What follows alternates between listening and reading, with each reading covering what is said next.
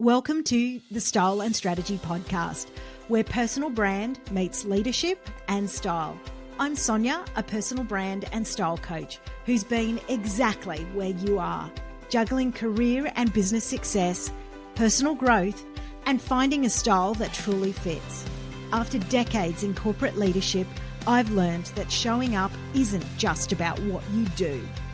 It's about how you align who you are and how the world sees you.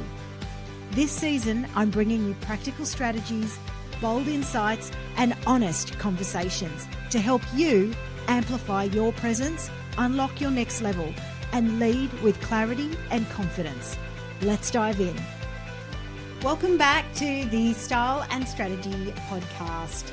I'm your host, Sonya, and thank you so much for joining me for another episode. So today I really want to talk about something that comes up quite often, especially for those of you who are really starting to think about a more intentional presence. It's really that idea that once you find the right outfit, one that feels good, photographs well, and maybe even gets a few compliments, the problem is solved. You think, thank goodness, I have now cracked the code. I'm ready, I'm visible, but I've got some news for you. Here's what I really want to say very clearly. A great outfit doesn't always fix a deeper issue. It just really delays it. Because if your presence isn't consistent, if your wardrobe doesn't really reflect the leadership identity that you really want, then even the most amazing look will feel like a mask. So hear me out. Here is how it tends to play out. You get dressed for a really big moment. Maybe it's a panel. It could be a leadership retreat, a pitch. You put together something that feels incredible and works for the moment, and it might even feel powerful. But instead of you focusing on your message, your voice, your value, your mental bandwidth gets consumed by the outfit. Because you're wondering through the time of wearing that outfit, does this even feel like me? Will I be able to move in this? Does this say what I really wanted to say up on stage? And what that tells me is the outfit might work for you during the event or that moment, but it's really not working for you. And that's why it feels good at that point in time in the mirror, and still you've got those doubts popping up every now and again. So let me take this a little bit deeper, because this isn't about just shopping. It's about strategy and it's about confidence.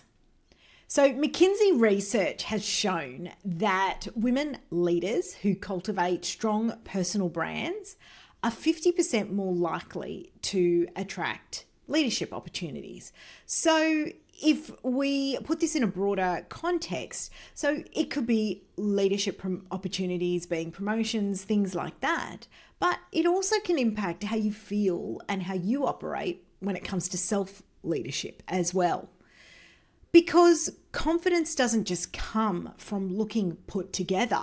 It actually also comes from this internal clarity matched with your external expressions, so what I call your visual brand, over time. And for those women who've worked with me through my program Activate, they know that confidence isn't just a feeling. It's really a signal that your whole body is giving you when everything starts to align. So when you have a style system that actually supports your identity and not just the occasion, you don't need to rely purely on that adrenaline kicking in or the aesthetic to show up. And so what I really want to get across today is the real cost of relying on these one-off wins for those outfits, for those single moments. is because you keep actually circling through outfits, trying to land something that feels like you, on brand and right. You start to believe that confidence is outfit dependent. And then you start to burn mental energy before you even get in the room. And I hear time and time again that I've got great pieces, but it doesn't feel like me. I feel like I'm dressing for the event, but not me anymore. I don't want to have to worry about my outfit. I just want to feel good, and I want to focus on what I'm there to do. If any of that feels familiar, then you may have just been solving for the wrong problem. And what you need isn't more inspiration. It's actually integration. And that's why within my program Activate, we start with identity mapping. It's never about the clothes first. And identity mapping comes from within. It's really getting to understand who you are, what you stand for, what's important to you. What does that future state look like? How do we actually visualize that and put into practice? How do we spend time getting to know what your brand was designed to be, to look like, before the outside influences of the world? And that's where we use human design. And then bringing it all together with really understanding what is your subconscious style that I know is in there, but we just need to pull it out. So it's not just about mood boards, because your leadership presence isn't just built from Pinterest. It's built from the inside out. So when you really understand the traits that you want to be known for, the way that you naturally lead, the style elements that actually reflect your real world and lifestyle for not only positioning, but every day, then not only does shopping become easier, finding that outfit for that really important event become easier. You start to recognize yourself in the mirror again, not someone else in a mask. And you stop outsourcing your confidence to purely clothes. That is when you know you've experienced a shift. So if you're listening to this thinking, I've been relying on the occasional great outfit, and I want to build something that really lasts. I want to have the skills to know how to actually do that and not constantly have to rely on watching inspiration to get there. Here's what I'd say. Start to ask yourself the question, am I actually building a style system that supports how I lead, how I want to be seen as leading, that reinforces that?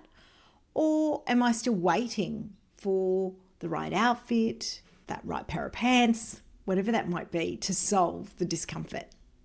So if you're ready to move past the one-off wins and into something more structured, more sustainable, and more aligned with where you're actually going, then you're going to want to find out more about Activate, because that is where the work happens. Thanks for tuning in this week. I hope I've left you with some food for thought.